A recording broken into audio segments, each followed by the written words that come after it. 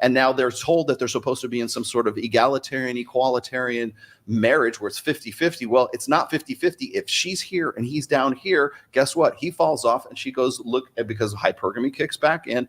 And the problem with this is like we're still clinging to this old 20th century ideal of what we think marriage ought to be in the 21st century, dealing with these realities on a daily basis. It's not so much a financial decision because the fertility rate has been below replacement level in the United States since 1975. The time to bang the gong about this was back in the 70s when everybody was having a good old time at Studio 54. Okay. And the reason for that is because of one invention, which is hormonal birth control, which spiked the divorce rates and separated men and women. It's technology killed marriage. It wasn't feminism, it was technology. Okay, so moving into the 70s, what happens when women go get divorced? They're going to need to have bank accounts, they're going to need lines of credit, they're going to need to be like strong independent women, right? And so they become the men that they wanted to marry. And by the way, that's not a Rollo Tomassi line, that's a Gloria Steinem line from 1970. So this has been around for quite some time. If we're going to talk about marriage rates, we're going to talk about fertility rates. They're all connected, they're all correlated together, and they all trace back to 1 year, 1965, which is when hormonal birth control became popularized at that time. Women no longer have to be married. So what happens? The divorce rate spikes for a little while, and then it falls off because the marriage rate is also falling off to the point where we are in 2024, which is at 6.1%. Now, I just celebrated my 28-year anniversary with my wife last week. Thank you very much. Congratulations. And I will tell you right now, it's a lifestyle choice is what it is, okay? One of the things that I would strongly disagree with Scott Galloway and other people as well, mostly tradcons bring this up. They say, well, you go get married because you'll be richer.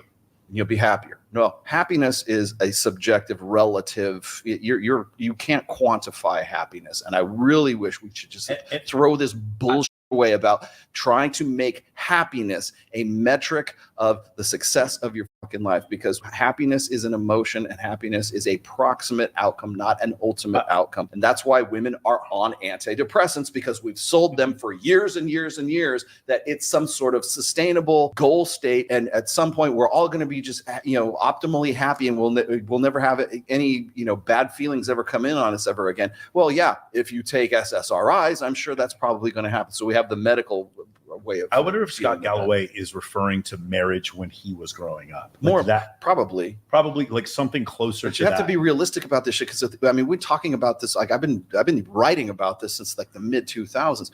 Married people make more money because they have to make more money. Otherwise, they're not married anymore. The number one precipitator of divorce is a woman starts to make more money than the guy does. Maybe they start at parity, and then she gets an increase in pay, or she gets a promotion at work. That guy falls off, and now because she's around guys who make more money than their husband, and now they're told that they're supposed to be in some sort of egalitarian, equalitarian marriage where it's 50-50. Well, it's not 50-50. If she's here and he's down here, guess what? He falls off and she goes look at, because hypergamy kicks back in. And the problem with this is like we're still clinging to this old 20th century ideal of what we think marriage ought to be in the 21st century, dealing with these realities on a daily basis. And so when people say, well, you're going to make more money, you're going to be more happy, you're not going to, it's like, no, you're making more money because you have to make more money. And if you don't make more money, you are officially not married. And so therefore unmarried divorced people are less happy and not making as much money because they're no longer married. That's why. I feel like this goes way back to the beginning of our conversation when we were saying like people glamorize sex work, people glamorize marriage. Oh yeah. To the point where they're like, oh, I want the white picket fence, I want to like have a husband, have children, blah, blah, blah. Institution. Yeah. It's like definitely like you're raised to want that kind of lifestyle, right? That you're like white picket fence, what your mom house, had, what your grandpa family, had, home, like all that stuff. Well, I'd kind of disagree with that. I'd say that women raised to glamorize, like they look at marriage as not like a commitment and like a long-term relationship. They want a wedding, not a marriage. Bingo. They look at it as like the wedding is now this like ego glorification ceremony for the woman. It's got nothing to do with like the actual process of being in a relationship. Or the sacrifices that she needs in order to stay in the wedding. But Sterling, you're putting it in terms of like, that's like a proximate goal. Okay, it's here and it's gone and it's done, right?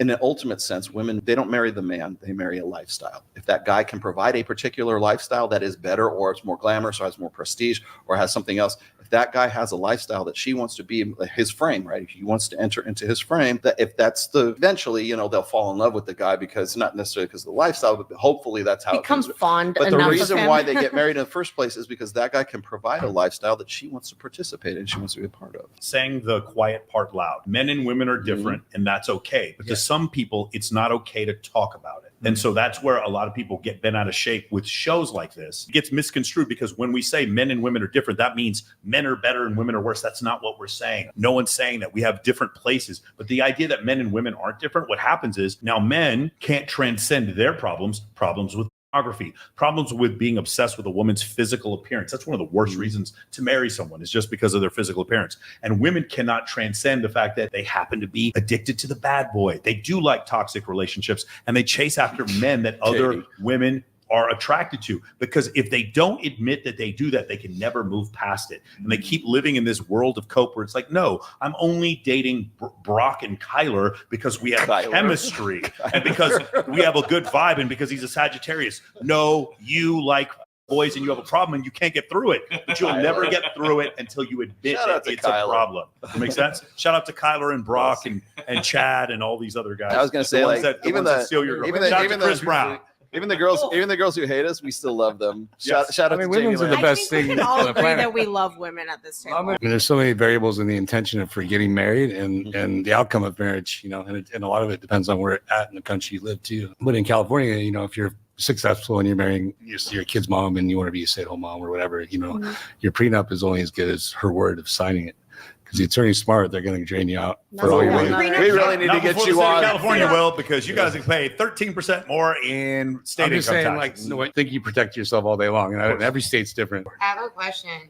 Did you live and learn? That's why you said that. Yeah, so I know trust law very well, and I can protect anybody. I know I love my family and my ex-wife and my kids very much. But yeah, I mean, you have to learn a lot, especially if you're protecting yourself and.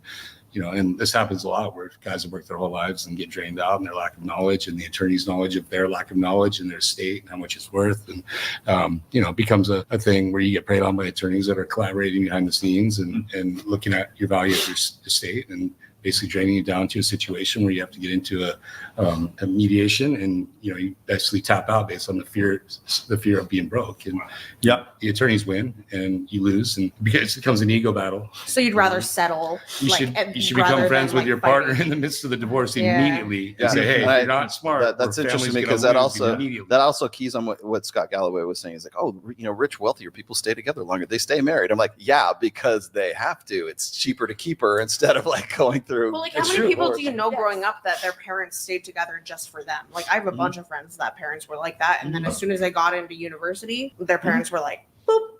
Yeah, that's great divorce. I think that's why porn has probably saved more marriages. That's my girl. Who Remember, guys, who don't said stick that? your crazy. No matter what they say. Remember, guys, don't stick your dick crazy, number one. And number two, you can go ahead and marry that girl with a fat ass, but you will pay for it in the end. Maybe.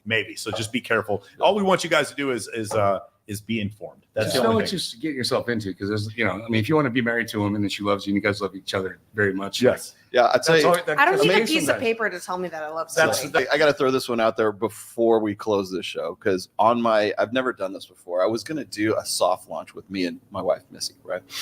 And on Instagram, it's 28 years. I said, hey, is it okay if we did that? She goes, well, I'll post a picture with you on here if you want to do that. I'm like, how about we do this? We set up this whole thing. You saw the picture. If you see my Instagram, it's up on my Instagram right now.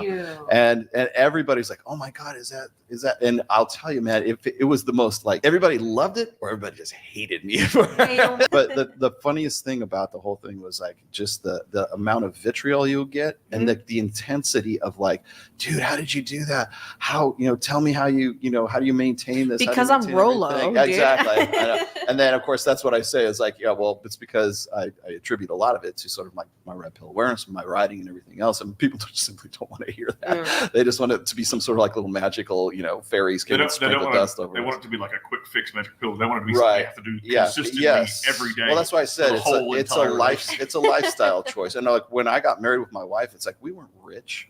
Certainly not what Scott Galloway is saying. She had her job as well, and so but we didn't get married for money. For God forbid, I had nothing at that time. So, but it was, I think I attribute the success of me being able to raise my daughter because we've just been so tight for 28 years right now. My daughter will tell me like, oh, I love my parents so much because we're still together. Right. And a lot of her, like, I would say probably at least 90% of her friends' parents aren't together. I can definitely attest to that. Like I'm really lucky that my parents are still together and like they love each other so much. And I see how much they love each other. And I've seen that growing up. So it's like a very good representation of kind of when, like, you'll hear this all the time. It's like when they'll say, well, if you're going to vet for a woman, you got to see what her relationship is with her father. You need to see what the couple, are they still together? Because I and what the relationship is. Where like the mom has passed away and she was raised by her father, and people are like, oh, she's obviously got like or daddy vice issues, versa. mommy issues, blah blah blah. No, you need to look at the interaction between the parents. Yeah, and if like let's say your spouse passes or your parent's spouse passes away, and you're still able to have like a good relationship with the parent and they respect the other parent that has passed away, that shows like a lot of integrity. Exactly.